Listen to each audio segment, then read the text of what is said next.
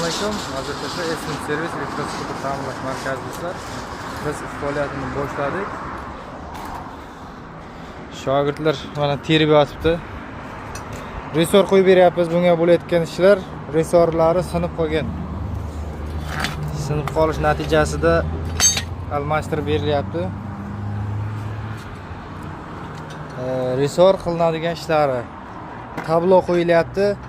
Oldiga fara, поворотниклар, yonboshiga tumankalar qo'yiladi.